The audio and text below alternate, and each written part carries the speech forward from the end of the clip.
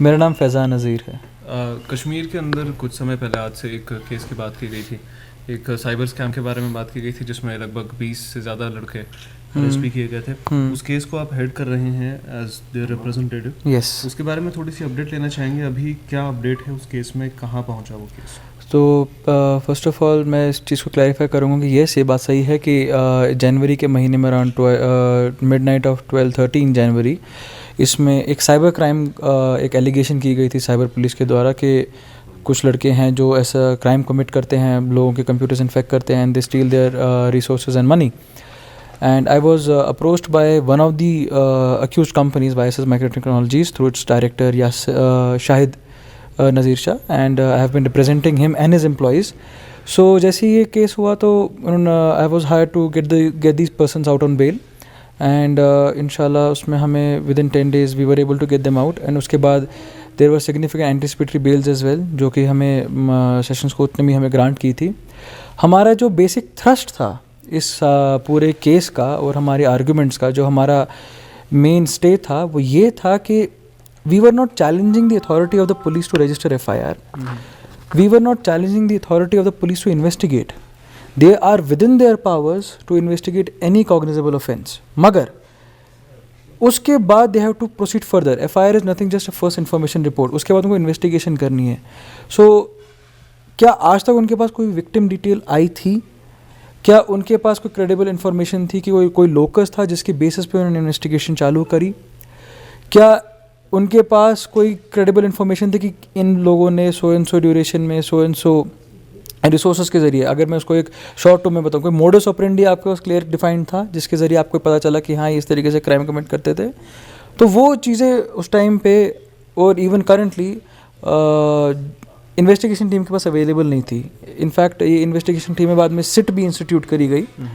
So they were not able to कंसाइसली से कि अगर क्राइम है तो कैसे है, किस तरह है, किस तरीके से इसे कमिट किया गया, कितने लोग थे, कंस्पिरेसी क्या थी. चलो उस टाइम पे initially it was infancy stage पे था इन्वेस्टिगेशन, पर आज 6 महीने हो गए. तो हमारा through out the main stay यही रहा है, apart from the technical irregularities, lapses in investigation, non-adherence to the procedures of criminal procedure code. तो उसके अलावा कई सारे हमारे आर्गूमेंट्स हैं, और बेसिक थ्रस्ट हमारा यही था कि आप अपने टांगों पे खड़े नहीं हैं. The prosecution is not standing on its own legs. हमारा गोल्डन थ्रेड ऑफ जूरिस्प्रूडेंस ये है कि everybody is innocent until proven guilty. It is not otherwise. You cannot say, you come and say that you are not guilty. First you say that how am I guilty. You discharge that onus first, thereafter it comes to me whether I have to prove that whether I am guilty or not. तो उन्होंने वो अपना पहला A he complete नहीं किया था, तो इसलिए हम B पे आ नहीं पाए. That is why we were able to get out of the jails. हमें बेल्स मिली, एंटिसिपेटरी बेल्स मिली. In fact recently honourable court of city magistrate allowed our applications for defreezing the accounts as well.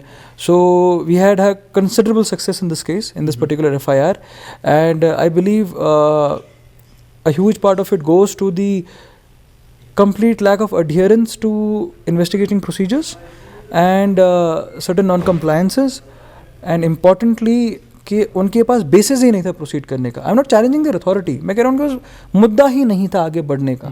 इसमें एक सबसे जो अहम चीज़ होती है शुरुआत के बाद, FIR के बाद सबसे बड़ी चीज़ होती है चार्जशीट. क्या आपको उसका कोई कॉपी मिला, उसमें कुछ लिखा है कि किस बेसिस पे कैसे क्या हुआ? ये that's a very important question. बड़ा अच्छा क्वेश्चन किया आपने कि FIR की कॉपी हमें मिली. यूजुअली क्या होता है कि अगर किसी के साथ FIR में जो हमारे सेक्शंस इम्प्यून करे गए थे वो 420 था, 66C D था IT एक्ट का, बट मेन जो इनका जो थ्रस्ट था वो 420 के अराउंड रिवॉल्व कर रहा था. 420 में क्या होता है that you accuse somebody of cheating. Cheating में समबडी सेज कि मेरे को चीट किया गया है, and he approaches the police, and police फिर FIR रजिस्टर करती है. फॉर एग्जांपल अगर मैं आपके को चीट करके आपके पैसे निकालूं तो आप पहले पुलिस के पास जाएंगे, जी इन्होंने मुझे चीट किया एंड आप इनके खिलाफ कार्रवाई करें. तो इनके पास वो बंदा ही नहीं था, there was no complainant. So I never knew कि मेरे खिलाफ केस क्या था. मेरे खिलाफ एक एब्स्ट्रैक्ट स्टोरी थी.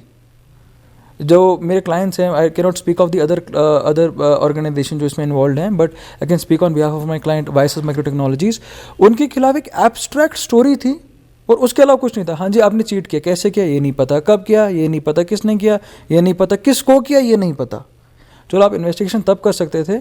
अब चार्जशीट की जब बारी आई तो currently as per strict interpretation of law they don't have any fetter on them to file charge sheet. उनके ऊपर कोई ऐसा कानून बंद नहीं है वो कि उनको चार्ज शीट फाइल करनी है. But there has to be an end to something.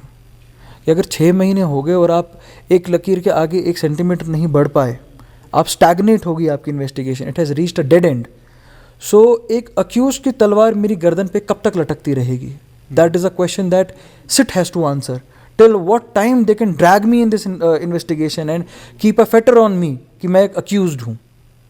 So that is the answer that they have to provide कि कब तक वो चार्जशीट देंगे. But yes, it has been considerable time. Investigation stagnate हो चुकी है और इसमें अब कुछ मुद्दा, इसके आगे कुछ बचा नहीं है सो फार दैट वी सी, जो कोर्ट्स में उनके आर्गूमेंट्स होते हैं. But on a very fair note, I have not seen the case diary because I am not entitled to see the case diary till the time they don't file the charge sheet. तो what next from your side? अब आप क्या करने वाले हैं अगला? क्योंकि charge sheet अभी तक फाइल नहीं हुआ, 6 महीने हो चुके हैं, कहीं पे कोई प्रूफ नहीं हुआ है अभी तक कुछ भी. तो आपका नेक्स्ट स्टेप क्या है?